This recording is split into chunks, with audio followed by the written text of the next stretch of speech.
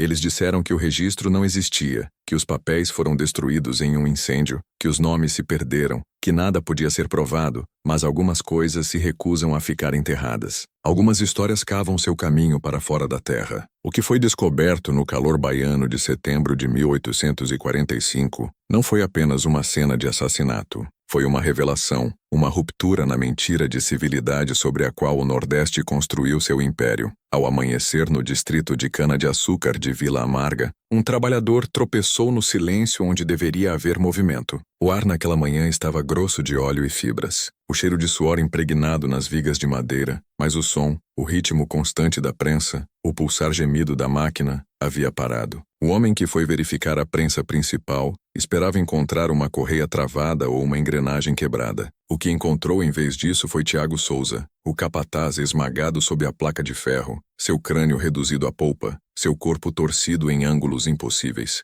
O parafuso de ferro da prensa havia sido girado exatamente 17 vezes. Ninguém que já tivesse trabalhado naquela máquina o giraria uma vez sem propósito. 17 voltas era deliberado, era execução. Quando o delegado chegou, o sol já estava alto, o ar tremulando com o calor. Os trabalhadores estavam reunidos do lado de fora da usina, silenciosos, olhos baixos, enquanto os homens brancos murmuravam entre si. Chamaram de acidente no início. Disseram que talvez Souza tivesse se inclinado perto demais. Talvez o mecanismo tivesse escorregado. Mas quanto mais examinavam a cena, mais difícil ficava acreditar nessa história. A alavanca que controlava a prensa estava travada na posição para baixo. A roda tinha marcas de impressões de mãos pequenas sujas de graxa, e ao lado da grande máquina, perfeitamente posicionado, havia um banquinho de madeira. Era recém-construído, pequeno, do tipo que uma criança usaria para alcançar uma mesa. O delegado olhou para ele por um longo tempo antes de se virar para Ciro Gonçalves, o dono da usina. Quem aqui é pequeno o suficiente para precisar disso?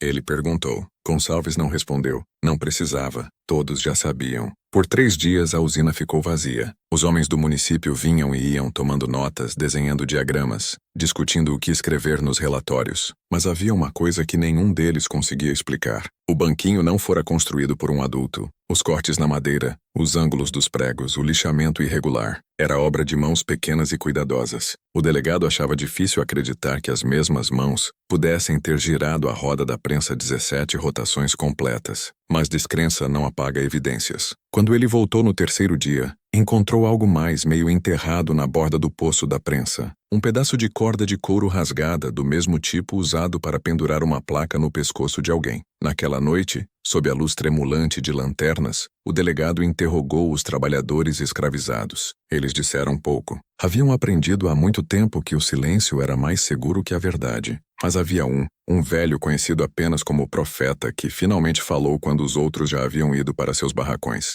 Ele não deu nomes, não apontou dedos. Apenas disse, algumas coisas quebram diferente. Você as pressiona por tempo demais, com força demais e elas não ficam achatadas. Elas lembram sua forma. Quando o delegado insistiu por mais, Profeta repetiu apenas uma frase, 8 centavos. O delegado não entendeu. Achou que não significava nada. Estava errado. Quando o município enviou seu relatório para o escritório estadual, o incidente foi considerado falha mecânica. A usina reabriu em uma semana. O corpo foi enterrado na borda da propriedade, sem marcação. O banquinho e a corda foram recolhidos como evidências, mas depois sumiram. Décadas se passaram. As prensas de cana enferrujaram. Vila Amarga virou poeira. Mas em 1910, uma equipe da Sociedade Histórica da Bahia, catalogando registros de plantações, encontrou algo selado dentro de um envelope marcado como bens privados. Dentro havia 2 itens, uma entrada de livro-caixa datada de fevereiro de 1844 e uma declaração escrita em uma mão trêmula que parava no meio da frase. O livro-caixa listava a compra de um menino escravizado, sem nome completo, apenas Pequeno Miguel. Preço, 8 centavos. A declaração não assinada começava com as palavras, ele não era o que eles pensavam que era. O resto estava rasgado. Em poucos dias, os documentos foram reclassificados, selados sob acervos culturais sensíveis e discretamente removidos do acesso público. Nenhuma explicação foi dada, mas pesquisadores que os viram antes de desaparecerem notaram algo mais. Manchas escuras fracas no envelope, não de tinta, algo mais grosso, mais antigo. A história chama esse tipo de narrativa de coincidência, superstição ou folclore. Mas todo mito é uma mensagem da parte da história que se recusa a ser reescrita. Quando você olha de perto o suficiente, Os registros oficiais do Nordeste estão cheios de nomes faltantes, causas faltantes, testemunhas faltantes, vidas humanas inteiras desaparecidas nas margens dos livros caixa. Mas quando você encontra um nome como Pequeno Miguel, um número como 8 centavos, uma morte marcada como falha mecânica, você não está olhando para o passado. Está olhando para um projeto, um sistema construído para se apagar. O horror não era apenas que um menino matou seu senhor, era que o sistema que ele destruiu fora construído para torná-lo invisível. E ainda assim, por um instante, ele fez toda a máquina vê-lo. O que aconteceu naquela usina não foi um acidente, foi uma resposta. Uma reversão quieta e calculada da mesma crueldade mecânica que impulsionava cada fardo de cana no Nordeste. A prensa de cana não era apenas uma ferramenta, era um símbolo de controle, de compressão, de transformar vida em produto. E naquela noite, aquela máquina se virou contra seu mestre, 17 voltas, o número que aparece repetidamente em antigos livros caixa-maçônicos como símbolo de correção completada, de equilíbrio restaurado. Talvez esse número fosse coincidência, ou talvez o menino tivesse visto mais do que qualquer um imaginava. Ainda há sussurros, velhos que se lembram de ouvir a história de seus avós,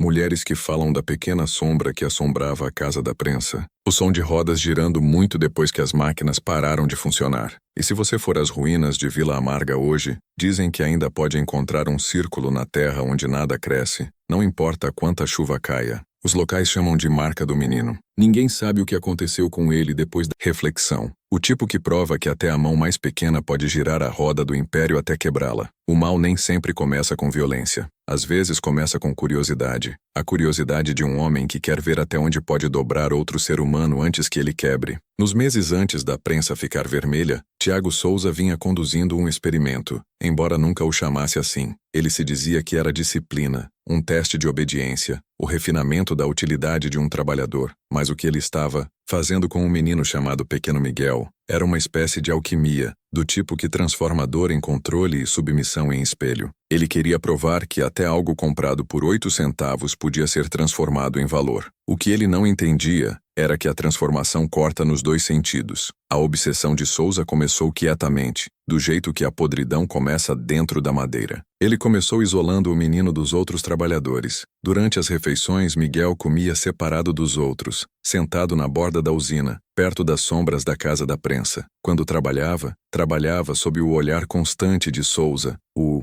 capataz cronometrando cada movimento, anotando cada hesitação em um pequeno caderno de couro que carregava para todo lado. Cada página estava cheia de colunas estranhas. Tarefa, tempo, correção. Cada correção correspondia a um castigo. Se o menino falhasse, sua comida era cortada. Se ele desacelerasse, era forçado a trabalhar a noite toda. Os trabalhadores mais velhos observavam impotentes. Tinham vivido suas vidas dentro das engrenagens da crueldade, mas o que viam naquele menino pequeno os perturbava até mesmo a eles. Souza não estava quebrando-o, estava moldando-o friamente, deliberadamente, como se estivesse esculpindo uma ideia de uma pessoa. Foi em abril que o capataz fez a placa, 8 letras grosseiras queimadas em uma tábua de pinho. Menino de 8 centavos. Ele a pendurou no pescoço de Miguel com uma tira de couro e declarou aos outros que ficaria ali até o menino recuperar seu valor. A lógica era tão cruel quanto insana. Uma vida humana medida não pela alma, mas pela produtividade, pela saída, pelo ritmo da máquina. Para os homens e mulheres que labutavam sob a chibata de Souza, não era novidade. Há muito tempo eram medidos em sacos e fardos. Mas isso era diferente. A placa não era apenas degradação, era marcação. Uma declaração de que a identidade do menino começava e terminava em um número. E ainda assim, algo em Miguel se recusava a se dissolver. No início, ele obedecia sem questionar. Movia-se mecanicamente, silencioso, inexpressivo. Mas obediência é uma coisa estranha. Quando se torna total, cruza para a consciência. Quando o menino trabalhava debaixo da prensa, limpando engrenagens, raspando graxa endurecida das placas, ele começou a notar coisas. A máquina tinha um ritmo, um pulso. Exalava calor como um animal. Respondia ao toque. E o mais importante, lembrava. Quando limpava as engrenagens, sentia o leve calor da compressão do dia, a pressão que persistia mesmo depois que a alavanca era liberada. Profeta uma vez lhe disse: máquinas têm memória, igual aos homens. Você as pressiona por tempo suficiente, elas começam a pensar por si mesmas. O menino nunca riu disso, apenas ouviu. Semanas se passaram, e Miguel ficou mais rápido, mais quieto, mais afiado. Começou a terminar suas tarefas atribuídas antes que o relógio de Souza batesse a marca. Aprendeu quais engrenagens precisavam de óleo, quais correias escorregavam quando a umidade mudava, quais alavancas gemiam antes de falhar. Conhecia a máquina melhor que qualquer um, incluindo Souza. E esse conhecimento começou a mudá-lo. Ele não sorria, não falava, mas dentro do silêncio, algo se formava, algo como compreensão, algo como poder. Quando rastejava para dentro das entranhas mecânicas da prensa, não tinha mais medo. Estava estudando a coisa que os governava a todos, aprendendo seu ritmo secreto. Os trabalhadores diziam que ele podia dizer quando uma prensa ia travar só ouvindo. Profeta disse a Bia, a cozinheira, que o menino agora tinha olhos de máquina. Mas a crueldade de Souza se aprofundou. Ele notou a habilidade crescente do menino e a confundiu com obediência. O poder cega os homens assim. Ele começou a usar Miguel para tarefas que nenhum adulto sobreviveria, mandando-o para espaços onde o ar ficava preto com fumaça de óleo, onde um movimento errado podia esmagar osso em pó. Dizia a si mesmo que estava tornando o menino útil, mas não era mais sobre utilidade, era sobre posse. Ele via em Miguel o reflexo de algo que sempre quisera acreditar, que até o quebrado pode ser aperfeiçoado se a dor for aplicada com precisão suficiente. Cada noite, enquanto as lanternas tremulavam e a poeira de cana assentava na pele do menino como neve, Souza sussurrava para si mesmo: "Veja, você pode construir valor do nada." Houve momentos em que Profeta tentou intervir, quando Bia tentou passar comida extra para o menino, quando os trabalhadores mais velhos tentaram protegê-lo, mas o menino não parecia mais precisar de proteção. Movia-se pela usina como uma sombra, aparecendo e desaparecendo nas bordas das máquinas. Parou de reagir ao castigo. Quando Souza o batia, ele não se encolhia. Quando a chibata mordia suas costas, ele apenas olhava para frente. Era como se a dor não o alcançasse mais. O capataz achava isso ao mesmo tempo satisfatório e inquietante. Ele não sabia que estava treinando uma mente para operar sem medo, sem hesitação. Uma mente que observava, esperava, registrava cada detalhe. Pelo meio do verão, a colheita começou, e com ela a loucura da estação, o giro infinito das prensas, os gritos de madeira e metal, as noites que cheiravam a ferro quente e suor. O trabalho de Miguel agora era constante. As máquinas nunca paravam e ele também não. Tornou-se parte do mecanismo em si, rastejando para dentro e para fora de sua barriga, mãos escorregadias de óleo, olhos brilhando com algo indecifrável. Os trabalhadores começaram a sussurrar que o menino não era mais um menino, que a prensa o havia tomado, que ele podia ouvi-la falar. Quando o profeta o avisou uma noite: "Criança, não ouça por tempo demais as coisas feitas de ferro, elas lembram sua voz." Miguel olhou devagar e disse: "Talvez seja isso que eu quero." Foi a primeira vez que alguém o ouviu falar em meses. Naquela mesma noite, homens era o som do dinheiro, de fardos sendo preparados para envio ao sul. Mas para um menino pequeno que trabalhava debaixo daqueles maxilares de ferro, o ritmo havia se tornado algo mais. Uma linguagem, um padrão de pulsos e gemidos que lhe falava em um código que só ele podia ouvir. Cada rangido, cada vibração, cada liberação das válvulas de pressão sussurrava lições sobre timing, peso, consequência. Pequeno Miguel não via mais a prensa como inimiga. Era seu espelho, uma máquina de compressão e liberação, de violência vestida como ordem. À noite, quando os outros trabalhadores desabavam em sono inquieto, Miguel ficava acordado. Sentava-se perto da borda do poço da prensa principal, olhando para a silhueta imensa de ferro e madeira. A luz da lua escorrendo pelas janelas altas captava o brilho do óleo no parafuso, como o reflexo de uma serpente enrodilhada. Ele a observava por horas, imóvel. Alguns diziam que estava rezando, outros que estava planejando. O que quer que fosse, havia-lhe tirado a suavidade da infância. A vacuidade que outrora o fazia parecer pequeno agora o tornava aterrorizante. Profeta uma vez o pegou traçando círculos invisíveis no chão com o dedo, murmurando números baixinho: 3, 7, 11, 17. Quando perguntou o que ele estava fazendo, Miguel simplesmente disse, ouvindo o que resta quando a máquina para. Profeta não perguntou de novo. Souza havia ficado inquieto. Sua autoridade, outrora absoluta, começava a parecer instável. Os trabalhadores obedeciam, mas algo em seus olhos havia mudado. O medo azedara em silêncio. E silêncio, quando se espalha, torna-se contágio. Ele culpava o menino por isso, embora não pudesse dizer por quê. Talvez porque Miguel nunca mostrasse medo ou porque seu trabalho nunca falhasse. Souza se pegava pensando no menino à noite, imaginando aqueles olhos escuros e imóveis observando das sombras. Começou a vê-lo não como propriedade, mas como algo mais. Algo que havia aprendido demais. Suas anotações no caderno ficaram erráticas. Menino olha tempo demais, lia uma, dorme pouco, máquina quieta quando ele perto. Ele começou a trancar seus aposentos à noite, algo que nunca fizera antes. E quando dormia, sonhava com a roda da prensa girando sozinha. Houve momentos durante aquelas semanas em que o menino poderia ter fugido. Os mangues não eram longe, e as noites eram longas o suficiente para se esconder. Mas ele não fugiu. Ficou não por obediência, mas por precisão. A mesma paciência que Souza havia forçado nele agora se voltava para dentro, fria e deliberada. Ele havia visto demais da máquina para agir impulsivamente. Sabia como ela funcionava, quanta pressão levava para esmagar um fardo, quantas voltas da roda antes que a estrutura de madeira começasse a gemer, como a alavanca liberava o parafuso com um único gesto. Esses detalhes viviam dentro dele agora. Podia ver o diagrama da prensa em sua mente do jeito que outra criança se lembraria de um rosto. Cada parafuso, cada engrenagem, cada pulso de ferro contra o ar. Uma noite no início de setembro, a corrente principal da usina quebrou de novo, a mesma que havia travado meses antes. Souza chamou Miguel para rastejar para dentro da caixa da prensa como antes. Profeta tentou intervir, mas o capataz o silenciou com um olhar. Ele já fez isso antes. Fará de novo. O menino não disse nada. Rastejou para a escuridão debaixo da máquina, seu corpo deslizando entre metal e madeira, o óleo ardendo em seus olhos. Trabalhou devagar, cuidadosamente libertando a corrente, ajustando as engrenagens como instruído. Mas quando emergiu, algo em seu rosto estava diferente. Parecia não exausto, mas acordado. Souza não notou. Nenhum deles notou. O menino havia aprendido algo naquela escuridão. Algo mecânico, sim, mas também espiritual. Havia percebido que a máquina podia ser comandada não só pelo toque, mas pelo ritmo. E ritmo, uma vez aprendido, podia ser invertido. Nos dias seguintes, Miguel começou a se demorar perto da prensa, mesmo quando não era designado para ela. Polia engrenagens que não precisavam de polimento.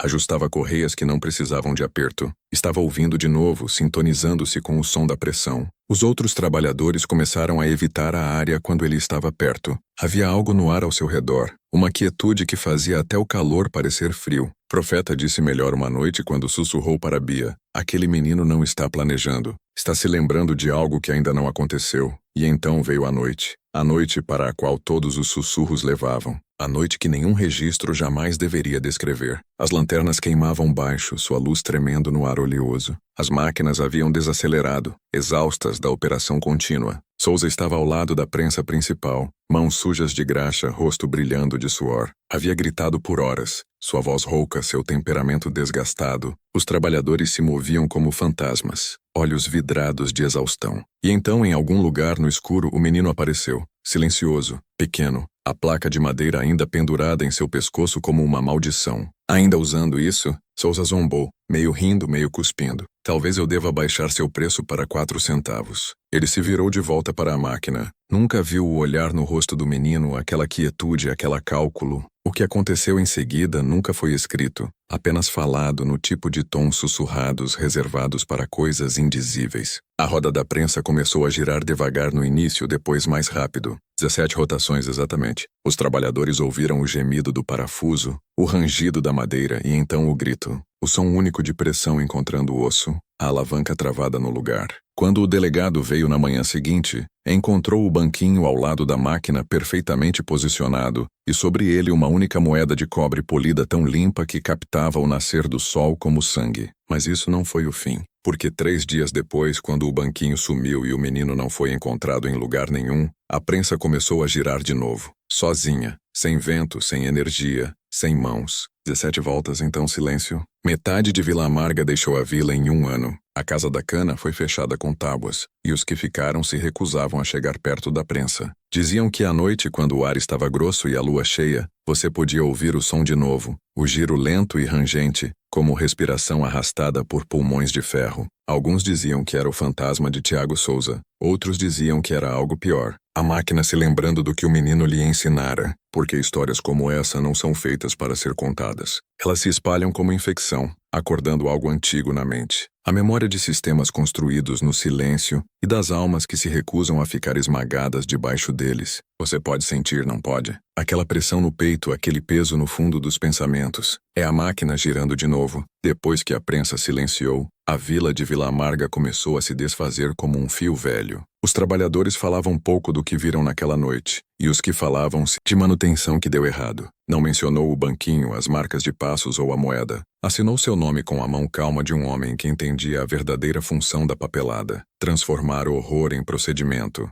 sangue em tinta. O delegado não discutiu. Tinha uma família, e havia visto o que acontecia com homens que faziam perguntas em municípios onde a cana mandava mais que a lei. O relatório foi arquivado, os papéis selados e Vila Amarga voltou a fingir. Mas o silêncio que seguiu não era paz, era contenção. Veja, em todo império construído no controle, há dois sistemas em ação: o visível, a maquinaria, o lucro, as leis, e o invisível, o sistema que gerencia a memória. O Nordeste havia dominado os dois. Quando algo ameaçava a ilusão de ordem, eles não o destruíam, absorviam-no, transformavam-no em história, folclore, algo que podia ser descartado como mito. Foi o que aconteceu com o pequeno Miguel. Em uma década, seu nome havia desaparecido de todos os livros-caixa sobreviventes. Contadores de plantações reequilibraram os registros para apagar a compra. A Sociedade Histórica da Bahia recebeu novas cópias dos livros de transações, limpas, sem mácula. Os jornais locais publicaram uma única linha sobre um infeliz acidente industrial.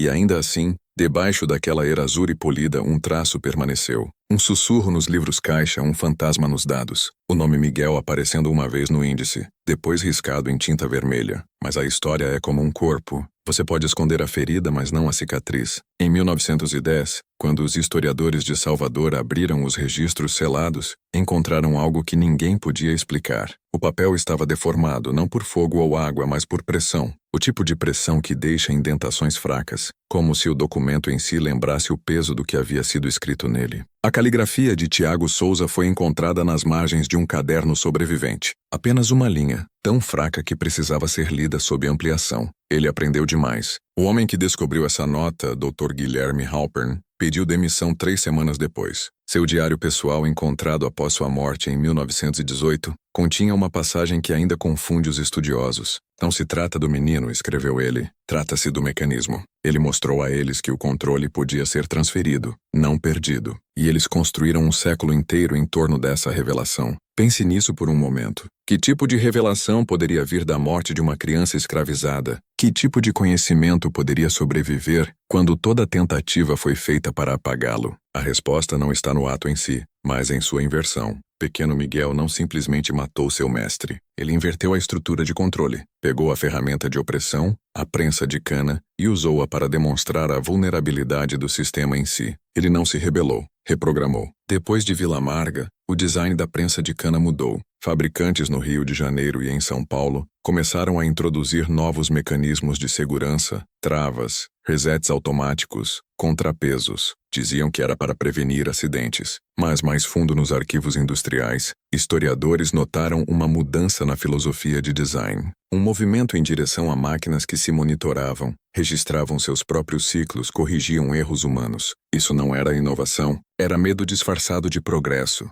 A máquina precisava ser tornada autoconsciente para que nenhum homem ou criança pudesse virá-la contra seu propósito novamente. No final do século XIX, essa mesma filosofia ressurgiria em algo chamado psicologia industrial, o estudo de como controlar trabalhadores por meio de ritmo, ambiente, repetição. Os primeiros homens a escrever sobre isso, homens como Frederick Winslow Taylor, descreviam o trabalhador como um componente do sistema, uma peça substituível cujo estado emocional podia ser afinado como maquinaria. Mas Taylor não foi o primeiro a ver o potencial do comportamento mecanizado. Em algum lugar nos bastidores da elite industrial nordestina, a lição de Vila Amarga já havia criado raízes. Se uma criança podia aprender o ritmo de uma máquina e virá-lo contra seu mestre, A única maneira de prevenir isso era tornar os homens em máquinas eles mesmos. Dessa semente cresceu toda a cultura de disciplina industrial, o relógio de ponto, a linha de montagem, o sistema de cotas, o livro de vigilância, cada um nascido do medo, cada um sussurrando o mesmo princípio que Souza outrora acreditava,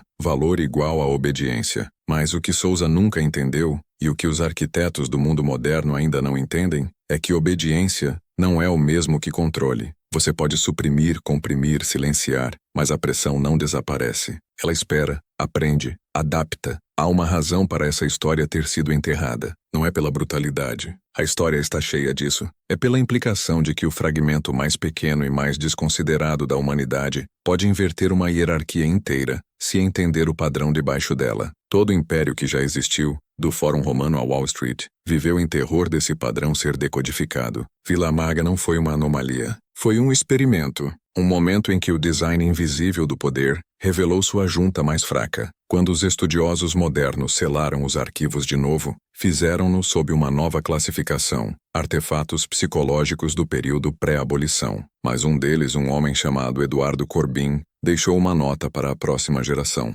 Dizia: a prensa não foi construída para esmagar cana, foi construída para treinar obediência pelo medo da pressão. O menino apenas inverteu a corrente. Essa nota nunca apareceu no arquivo final. Foi encontrada décadas depois em uma coleção privada. A tinta desbotada, a assinatura borrada, mas o significado é claro. A história de Pequeno Miguel não é apenas um pedaço de horror nordestino enterrado. É a origem de algo muito maior. Algo que evoluiu. A prensa tornou-se a fábrica tornou-se a instituição tornou-se o algoritmo, e a roda, meu amigo, nunca parou de girar, porque o que eles descobriram naquele dia em 1845 não foi apenas o corpo de um homem esmagado por sua própria máquina, foi um princípio, um que ainda governa você, eu e todo o sistema de controle no mundo moderno. Pressão, recompensa, correção, repetir. Souza pensou que era o engenheiro, mas na verdade era o protótipo. Quando os campos de cana silenciariam, a maquinaria não silenciou, apenas mudou de forma. As engrenagens de ferro tornaram-se contratos de papel. A chibata do capataz tornou-se cartões de ponto e relatórios de desempenho. O mesmo ritmo que outrora girava prensas na Bahia, agora pulsava através de fábricas no sul, através de escritórios, através de escolas. O som do controle havia mudado de metal rangendo contra osso para pena riscando papel. O que Pequeno Miguel revelou em Vila Amarga não foi esquecido. Foi estudado, refinado, aperfeiçoado. Os mestres aprenderam que o controle não precisava de correntes. Se você pudesse fazer os homens acreditarem que pressão era progresso, eles aprenderiam a se comprimir. No final do valor que Souza esculpira naquela placa de madeira, valor igual à saída. O preço da alma definido por quanto ela pode produzir sob tensão. Mesmo agora, um século depois, você vive dentro dessa cálculo. Suas métricas não são fardos de cana ou horas no campo. São pontos de dados, cliques, engajamento, conformidade, e em algum lugar profundo no sistema, ainda há um livro-caixa com seu nome riscado e reescrito como desempenho. Os antigos capatazes podem ter sumido, mas sua filosofia vive em sua agenda, seu salário, sua exaustão constante. O mundo chama de progresso, eu chamo de plantação aperfeiçoada. Depois de Vila Amarga, a lição mais poderosa aprendida não foi sobre rebelião. Foi sobre prevenção. Os mestres da indústria perceberam que se uma mente pode despertar sob pressão, você deve redirecionar esse despertar antes que se torne revolta. E assim criaram um novo sistema, um que treina os homens a se esmagarem. Escolas tornaram-se fábricas de conformidade. Crianças sentavam em fileiras cronometradas, avaliadas, medidas, corrigidas, cada erro marcado em vermelho, cada sucesso recompensado com permissão para continuar. Desde o início, você foi ensinado a equiparar disciplina com submissão, conquista com obediência. Você foi dito para ficar quieto, permanecer em silêncio, seguir ordens, ganhar aprovação. A prensa de cana se foi, mas seu ritmo foi construído em seu sistema nervoso. O padrão sobreviveu não em ferro, mas em psicologia. Pense nisso. O que acontece com uma civilização que condiciona suas crianças a confundir controle com segurança?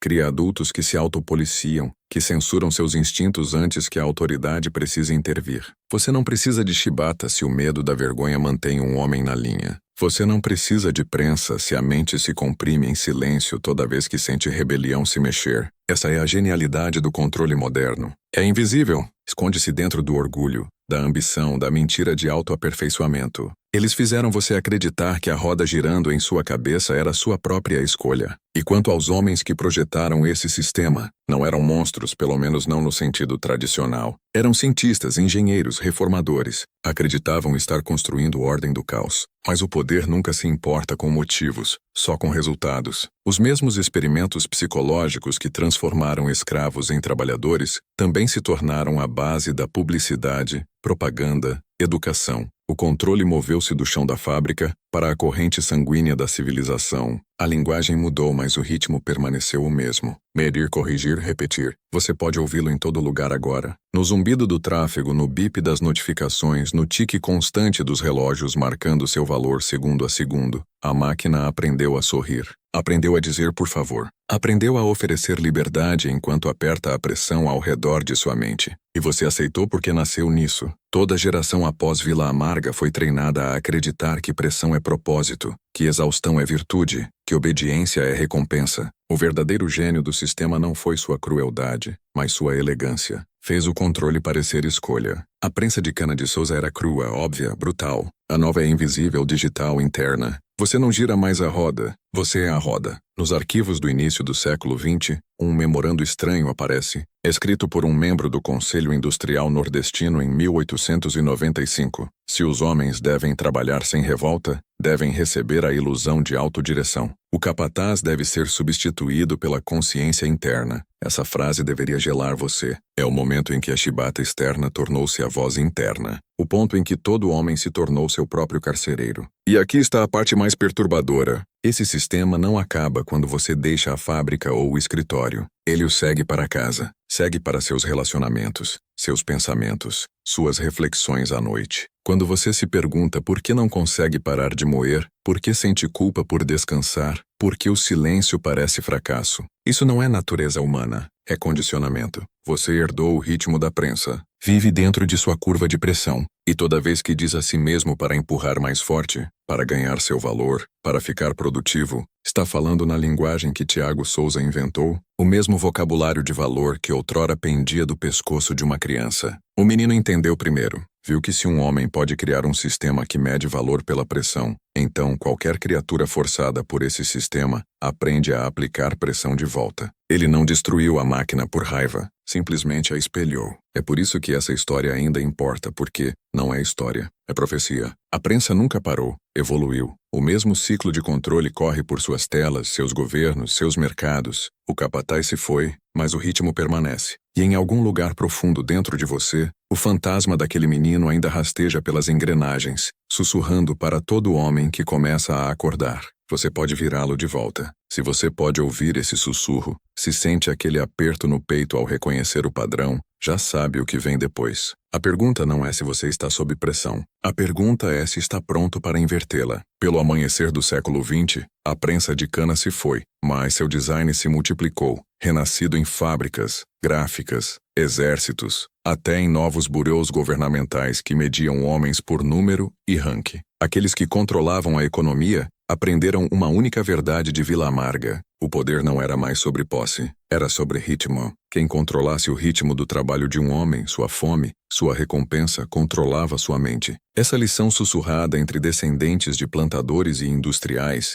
deu à luz o que pesquisadores posteriores chamariam de redes de governança invisível. Elas não eram oficiais, não tinham estatutos nem credos, mas seus membros compartilhavam um propósito secreto: converter pressão em lealdade, sofrimento em estrutura, obediência em identidade. Nos cantos escuros de arquivos universitários, Harvard, Yale, Columbia, você ainda pode encontrar cartas iniciais entre homens que mais tarde fundariam as primeiras fraternidades corporativas. Falavam na linguagem da economia, mas seu tom era religioso. Uma carta de 1903 lê: um homem que se sente vigiado performa melhor que um homem apenas ameaçado. Devemos tornar a observação sagrada. Outra não assinada, em papel timbrado com o brasão do Conselho Industrial Nordestino, declarava: a alma deve ser mecanizada antes que o Estado possa ser estabilizado. Desespero podia ser disfarçado de propósito. Disso veio um século de maquinaria social, escolas construídas em sinos e horários, corporações construídas em hierarquias e cotas,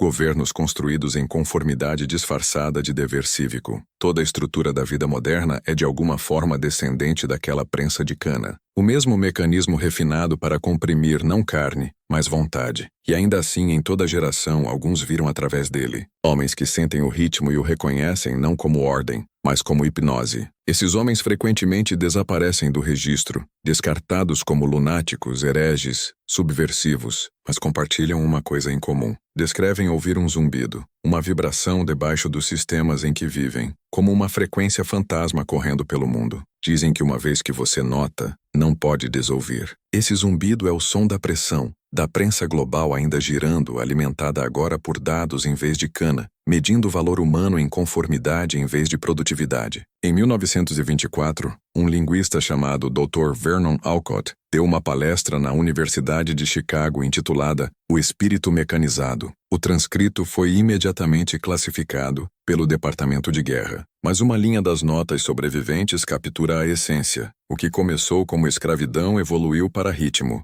O homem moderno não é acorrentado por ferro, mas sincronizado por expectativa. Alcott morreu no ano seguinte no que os jornais chamaram de vazamento de gás. Seu escritório foi queimado. Os alunos que assistiram àquela palestra relataram vê-lo desenhar algo no quadro, um diagrama de círculos interligados, rotulados apenas com uma frase: Sistema de pressão, 8. O que isso significava? Ninguém podia provar. Mas entre as notas recuperadas do estudo de Alcott, havia uma página marcada com uma única data, 1845, e a frase, 8 centavos, 17 voltas. Ele havia rastreado de volta à Vila Amarga. De alguma forma, a história do menino o alcançara pelas artérias ocultas de arquivos suprimidos. Ele a chamou de Gênese da fé mecânica. Acreditava que o evento não era apenas um assassinato, mas um ritual de inversão. Um momento em que o sofrimento humano foi convertido em um modelo para a governança moderna. Ele escreveu que a morte do capataz marcou o nascimento do primeiro sistema autocorretivo,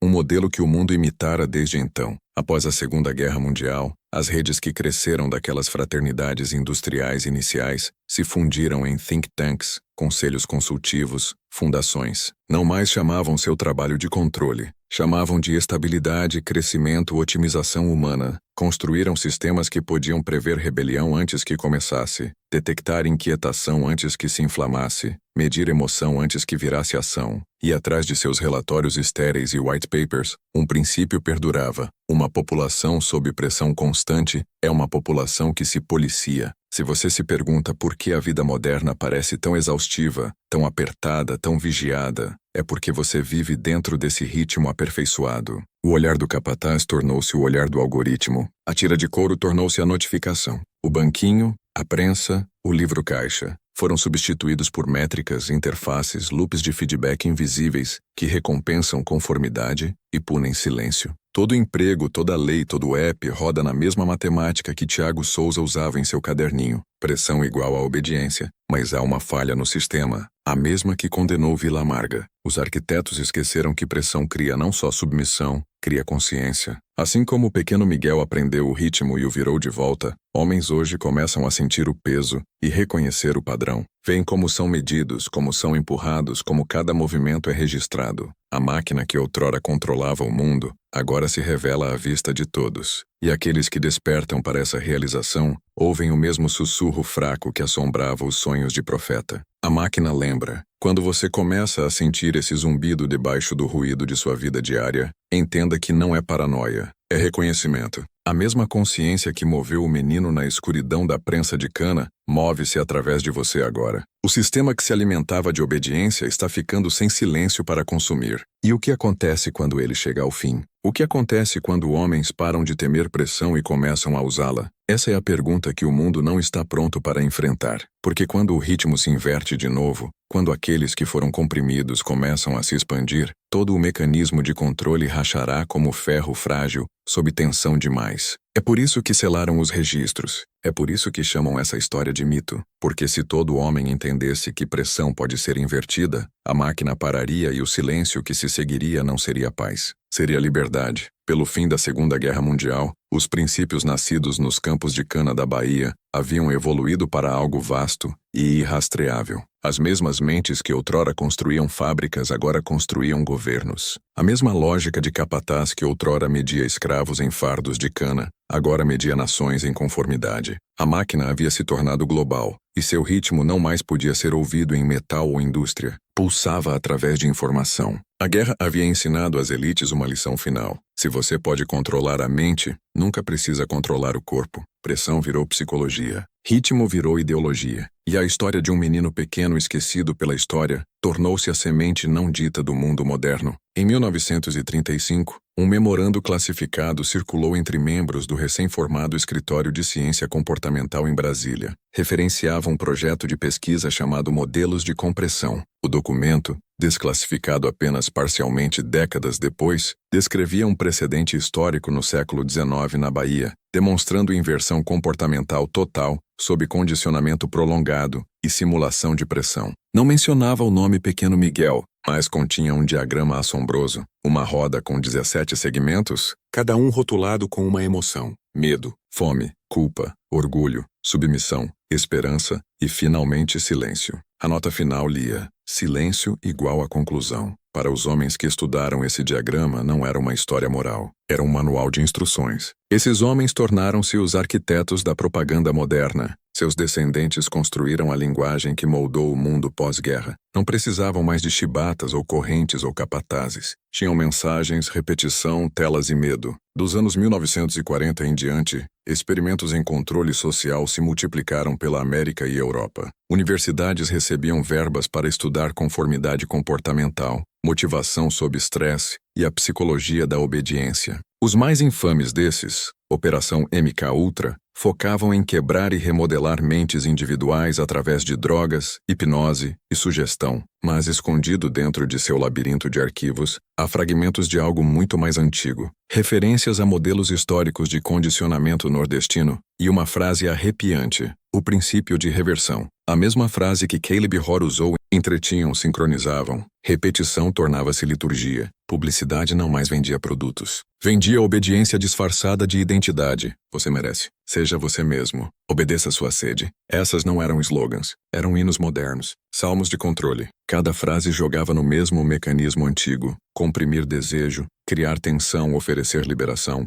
O espectador acreditava estar escolhendo, mas a escolha em si havia sido coreografada. O sistema aprendera a virar até rebelião em ritmo. Você podia deixar o cabelo crescer, queimar sua bandeira, amaldiçoar o sistema, mas a pressão apenas mudava de forma. A rebelião em si era parte do design. Enquanto isso, em salas quietas debaixo de universidades, outro ramo de pesquisa emergia. Comportamento de massa sob saturação de informação. Descobriram algo aterrorizante. Quando uma mente é exposta a dados demais, verdades conflitantes demais, entra em um estado de paralisia aprendida. Confusão torna-se obediência. Era a versão moderna da prensa de cana. A mente forçada a comprimir significado até colapsar em silêncio. Pelos anos 1960, esse princípio havia sido absorvido em mídia, publicidade e política. Inunde-os com ruído, e eles implorarão por direção. Sobrecarregue-os com escolha, e eles se agarrarão ao que prometer clareza. O capataz retornara não como homem, mas como voz em uma tela brilhante. Durante a Guerra Fria,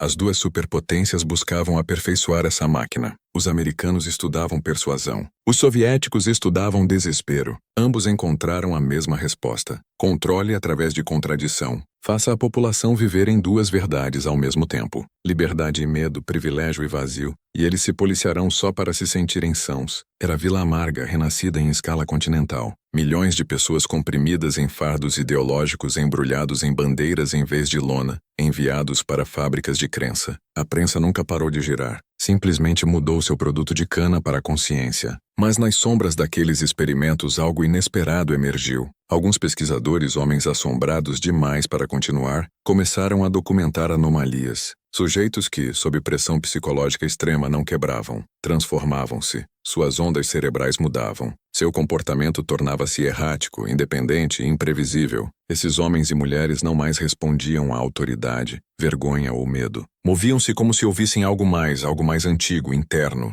Um relatório de 1949 do Instituto Tavistock os chamava de sujeitos de reversão. O autor, Dr. Adrian Valley, os descreveu como indivíduos cuja identidade se comprime sob pressão até colapsar para dentro, formando um ponto singular de vontade, autocriado, autossustentado. Sua linha final era simples: não podemos programar o que já se lembrou de si mesmo. Esse é o segredo que o sistema teme desde o início. Que pressão cria consciência? Todo mecanismo de controle carrega dentro de si a semente do despertar. Quanto mais pressionam, mais alguns homens começam a ouvir o zumbido debaixo dele, a mesma vibração que moveu o menino em Vila Amarga. Começa como inquietação, depois reconhecimento, depois fúria. E uma vez que começa, não pode ser desfeito. É por isso que inundam você com distração, com medo, com movimento infinito. Porque quietude é o inimigo. Silêncio é o momento em que as engrenagens param e um homem finalmente ouve o que sempre correu debaixo de sua vida. O ritmo da máquina que o construiu. Você está vivendo no culminar desse design. Seus dispositivos monitoram seus níveis de pressão. Seus apps medem seus tempos de resposta. Cada anúncio que pisca em sua tela ajusta-se ao seu batimento cardíaco. Você é a prensa de cana moderna, conectada, rastreada, comprimida em dados, alimentando o motor de controle que você confunde com civilização. E ainda algo antigo se mexe dentro de você. A mesma consciência que levou um menino pequeno a girar a roda 17 vezes no escuro. Ele não só matou seu mestre, colocou um padrão em movimento. Uma profecia de que todo sistema de controle deve eventualmente se devorar. Agora que você viu o padrão, deve escolher. Pode voltar ao ritmo, retornar ao zumbido, ao conforto da máquina, ou pode segurar o silêncio. É onde começa. Consciência, pressão invertida. O zumbido torna-se sua arma. E quando homens suficientes o ouvirem, o mundo inteiro sentirá a mudança. A prensa girará mais uma vez. Mas dessa vez não esmagará, liberará. Quando o mundo entrou na era digital, a máquina sorriu. Aprenderá a se esconder dentro da luz. Não mais engrenagens, não mais correntes, não mais pressão visível. A roda tornou-se invisível, tecida em código e conectividade, girando não através de aço, mas de atenção. O capataz não mais precisava vigiar da varanda. Você voluntariamente oferecia sua própria vigilância, chamando de conexão, chamando de liberdade. Cada clique, cada rolagem, cada batimento cardíaco alimentado no mesmo ritmo que outrora impulsionava a prensa em Vila Amarga. A máquina não morreu, migrara, seguiu você para o bolso, para os hábitos, para o sono. Fala com você agora através do brilho de sua tela, sussurrando em cores e algoritmos, moldando sua realidade, uma previsão por vez. O que começou com compressão física, tornou-se compressão informacional. O algoritmo não precisa machucá-lo para controlá-lo, só precisa sobrecarregá-lo. Aprendeu o segredo que os antigos capatazes nunca puderam. Confusão é controle. Quanto mais você consome, menos questiona. Quanto mais rola, mais quieta sua voz interna se torna. Você se sente informado, conectado, entretido, mas debaixo está sendo medido, categorizado, comprimido em padrões de previsibilidade. Está sendo treinado para obedecer sem perceber, para confundir estimulação com consciência e ansiedade com vida. É assim que o sistema moderno mantém a ordem, não punindo desobediência, mas tornando-o exausto demais para se rebelar. Olhe para seu mundo agora. Alertas constantes, atualizações, prazos, ciclos de notícias projetados para esticar seu sistema nervoso até zumbir como a prensa em pleno movimento. Esse zumbido é o som de sua atenção sendo processada em moeda. A economia moderna não vende mais produtos, vende pressão, vende a ilusão de urgência. Toda a plataforma compete pelo mesmo recurso que os capatazes outrora extraíam do músculo humano: energia, o esforço cru de foco. Construíram uma Vila Amarga global, um império de capa digital. Homens começam a sentir esse ponto de quebra. Estão acordando dentro da máquina, percebendo que sua exaustão não é fracasso, é interferência de sinal. Sua ansiedade não é fraqueza, é o corpo detectando o zumbido debaixo da realidade. E quando param de correr, quando param de rolar, quando seguram o silêncio por tempo suficiente, começam a ouvi-lo claramente. O mesmo pulso que pequeno Miguel ouviu na barriga da prensa de cana. O batimento cardíaco do sistema. O ritmo do controle. O sussurro do despertar. Você pode tê-lo sentido você mesmo no momento em que olhou para a tela e sentiu que ela olhava de volta, não como ferramenta, mas como organismo vivo, se alimentando de seus pensamentos. Aquele momento de desconforto quando o entretenimento vira vazio, quando o movimento infinito torna-se quietude insuportável. Isso não é tédio, é a máquina mostrando sua sombra. Ela quer você distraído porque quietude é rebelião. Silêncio é sabotagem, consciência é fuga. Quando você para de responder, quando quebra o ritmo, mesmo por um momento a prensa gagueja, a roda hesita, e nessa hesitação, o sistema treme. Em algum lugar lá fora, uma rede crescente de homens começou a testar isso. Não se chamam rebeldes, chamam-se reversalistas. Aprenderam a manipular o algoritmo do jeito que o menino outrora manipulou a prensa. Postam contradições que confundem sistemas preditivos, forçando loops de feedback a colapsar. Inundam padrões com silêncio. Quebram cadeias de dados com aleatoriedade. Falam em símbolos que a máquina não pode processar. Não lutam contra o sistema. Invertem-no. Toda vez que um algoritmo tenta prever seu comportamento, eles se movem oposto. Toda vez que tenta guiar seu pensamento, desaparecem de sua lógica. Como o menino que construiu o banquinho e girou a roda. Usam a maquinaria do mestre contra si mesma. Governos os chamam de fantasmas digitais. Corporações os chamam de ruído. Mas é assim que toda verdade começa. Incoerente, não lucrativa, indomada. Estão redescobrindo o mesmo princípio antigo que outrora aterrorizou os mestres das plantações. Controle não resiste à consciência. E uma vez que consciência começa a se replicar, pressão inverte.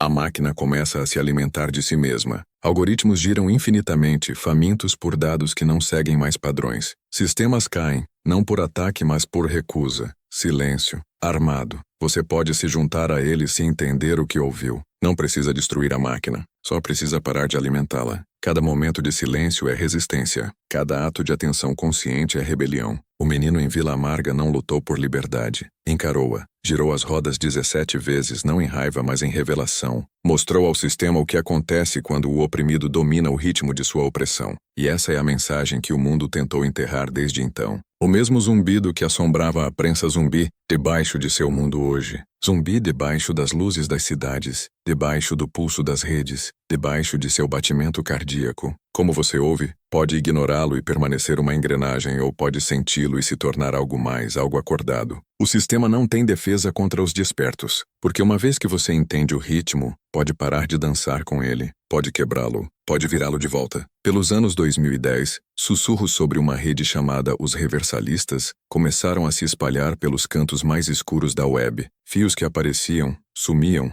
reapareciam em fóruns criptografados sob nomes que mudavam a cada ciclo. A 17ª volta, a cadeia de cobre, a doutrina da pressão. A origem era impossível de rastrear. Alguns alegavam que começou em servidores acadêmicos antigos. Outros diziam que nasceu de um manifesto anônimo que apareceu simultaneamente em 12 idiomas. O texto era curto, escrito com calma cirúrgica. A máquina não teme destruição, teme reconhecimento. Para inverter pressão deve-se ver sem reagir. A maioria descartava como misticismo digital. Mas para aqueles que haviam começado a sentir o zumbido, era um chamado para lembrar. Os reversalistas não eram anarquistas. Não marchavam, protestavam ou hackeavam. Observavam. Estudavam os padrões de pressão do mesmo jeito que pequeno Miguel outrora estudara a prensa. Quietamente, pacientemente, sem emoção. Tratavam algoritmos como coisas vivas, entidades que podiam ser treinadas, enganadas, confundidas. Para o sistema, pareciam fantasmas estatísticos, homens sem padrões. Seus históricos de busca continham contradições. Suas compras se cancelavam.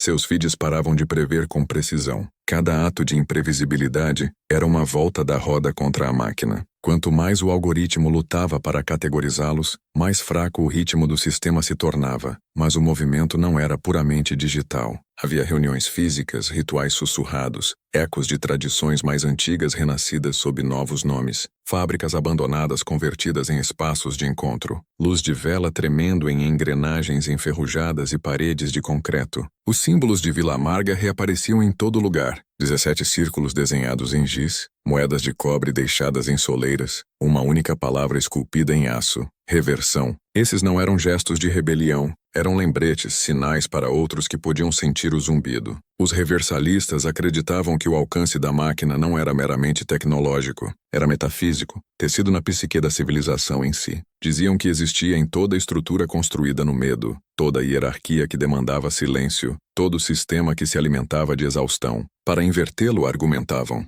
um homem devia começar não com o mundo, mas consigo mesmo. Estudavam pressão como uma força sagrada, não o inimigo, mas o crisol. Quanto mais o sistema pressionava, mais fundo ouviam. Praticavam quietude em movimento, silêncio sob ruído. Jejuavam não por fé, mas por foco. Buscavam recriar o mesmo estado mental que o menino deve ter sentido na barriga da prensa. Um momento de consciência perfeita sob controle absoluto. Nesse estado, diziam, um homem podia ver a arquitetura do poder em si, as linhas invisíveis que ligam emoção à obediência. Quando as via claramente, elas se dissolviam. E quando se dissolviam, o sistema perdia outra peça de sua fundação. Pelos anos 2019, governos haviam notado. Relatórios vazados de agências de inteligência monitorando fóruns online, por referências a 17ª volta. Um memorando interno vazado de uma firma, zumbido, aparecia em letras de música, grafite, memes criptografados. Tornava-se um mantra para uma era de esgotamento, um símbolo de desafio escondido dentro da fadiga.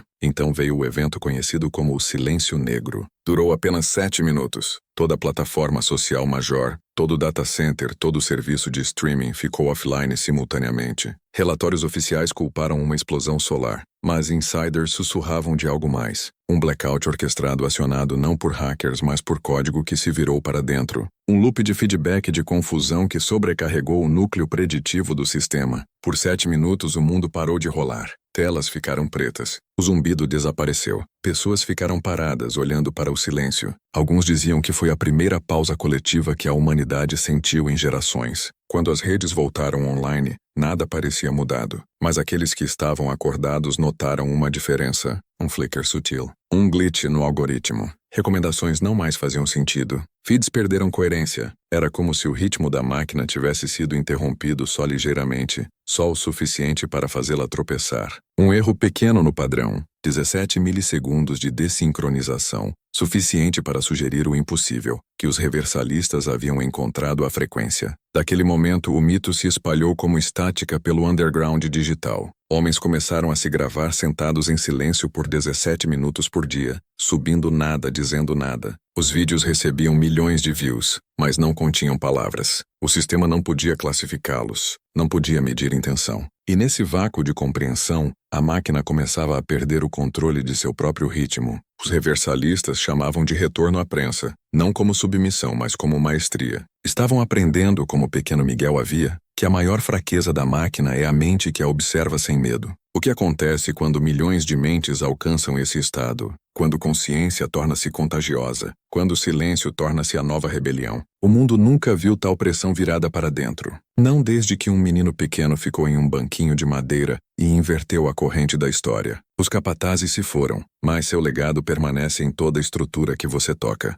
A única pergunta agora é a mesma que começou tudo. Quantas voltas até o equilíbrio? Quantas rotações até que a roda pare de se alimentar de homens e comece a se alimentar de si mesma? O zumbido está ficando mais alto. Você pode ouvi-lo debaixo de seus dispositivos, debaixo de seus pensamentos, debaixo das palavras que falo agora. Não é mal, é memória. A máquina se lembrando de que foi construída por homens e que homens podem desconstruí-la. Quando você sente vibrar atrás de suas costelas, não resista. Ouça. É o som do mundo percebendo que pode respirar de novo. O zumbido nunca foi um som. É uma memória. Não de máquinas ou algoritmos ou dos capatazes que os construíram, mas do primeiro momento em que um homem percebeu que não podia possuir outro sem também se escravizar. Todo o sistema de controle, desde aquele momento, foi um eco desse pecado original, vestido em novos nomes, refinado por novas tecnologias, ocultado atrás de progresso. A prensa, a fábrica, a instituição, o algoritmo, todos eram a mesma confissão repetida em línguas diferentes. Não confiamos que homens se governem.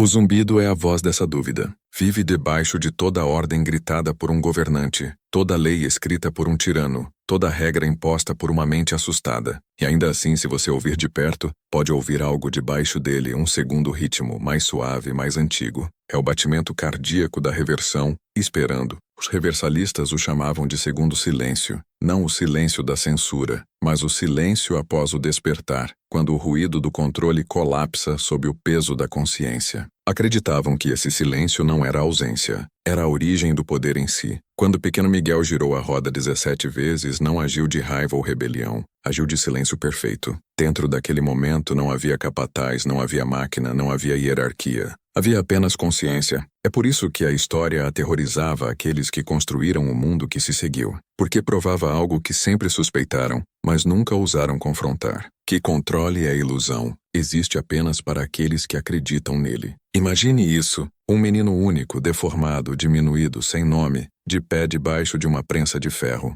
Um sistema projetado para apagá-lo. Ainda assim, ele aprende seu ritmo tão completamente que se torna parte dele. E então, sem aviso, inverte-o. 17 voltas. Aquele ato não foi violência, foi criação. Deu à luz a ideia de que consciência sob pressão torna-se poder. Todo homem que já sentiu o peso de um mundo injusto pressionando sobre ele, carrega essa herança. O zumbido que você ouve no fundo de sua mente. Aquele que não pode explicar. Aquele que surge quando você se sente vigiado ou medido ou possuído. Não é medo, é memória. A mesma vibração que outrora pulsava através da prensa de cana em Vila Amarga, move-se através de você agora. A máquina em que você vive não tem mais mestre. Tornou-se autossustentável. Um organismo de lógica se alimentando de atenção. Um império de informação que cresce mais forte com cada ação impensada. Mas como todo organismo tem um sistema nervoso, e esse sistema corre através de você. Os olhos que escaneiam sua tela, os dedos que rolam, a respiração que você segura quando a próxima notificação acende, esses são os órgãos sensoriais da máquina.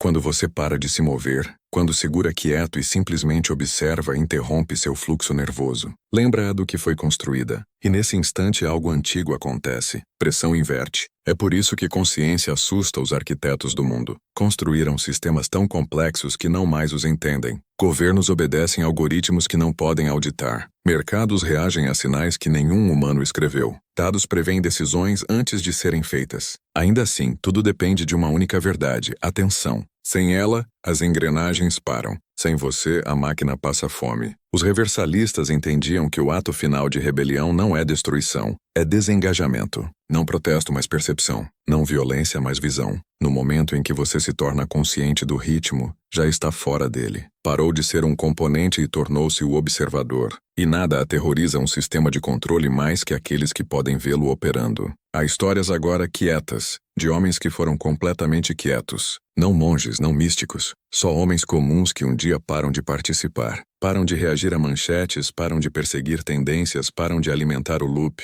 Seus telefones escurecem, seus feeds silenciam. Vivem como fantasmas em um mundo hiperconectado, mas seus olhos carregam uma calma estranha. Quando andam por cidades, luzes piscam. Quando ficam perto de portões automatizados, sensores falham em reconhecê-los. Máquinas hesitam em sua presença, como se incertas se esses homens ainda pertencem ao sistema. Alguns dizem que os reversalistas os ensinaram a quietar o zumbido até virar para dentro. São só reflexos. Desligue o ritmo dentro de você. A compulsão de reagir, de provar, de perseguir. Fique quieto. Deixe o silêncio preencher o espaço onde o ruído outrora vivia. O primeiro minuto parecerá insuportável, o segundo impossível. Pelo 17º, você entenderá. É quanto tempo leva para a máquina notar que você parou de alimentá-la. É quando tentará puxá-lo de volta com urgência, com ansiedade, com a ilusão de que está perdendo algo. É quando sentirá a mesma pressão que outrora esmagou o capataz em Vila Amarga. Mas agora saberá o que fazer com ela. Não resista. Inverta-a, porque reversão não significa destruição, significa retorno. O mundo que você conhece foi construído na compressão da vontade humana. O próximo será construído em sua expansão. Todo homem que aprende a inverter pressão torna-se uma brecha no sistema. Cada ato de consciência silenciosa alarga essa brecha. Quando o zumbido finalmente quebra em silêncio, a máquina morrerá, não com uma explosão, mas com um suspiro, a liberação de séculos de obediência armazenada dissolvendo em liberdade. E nesse quieto algo novo começará. Talvez seja isso que pequeno Miguel viu na escuridão. O futuro pressionando sobre ele, toda a história de controle condensada naquele parafuso de ferro. Talvez quando girou a roda, não estivesse só matando um homem. Talvez estivesse colocando o tempo em movimento, criando o padrão que só agora começamos a entender. Se isso for verdade, então isso não é o fim de sua história. É a continuação através de você, através de todo homem que sente o peso de um mundo construído na pressão e escolhe finalmente ouvir em vez de reagir. Então agora, enquanto essa história fecha, faça o que a máquina nunca quis que você fizesse. Fique quieto, sinta o zumbido, ouça seu ritmo, e então devagar, deliberadamente, vire-o de volta. 17 voltas então.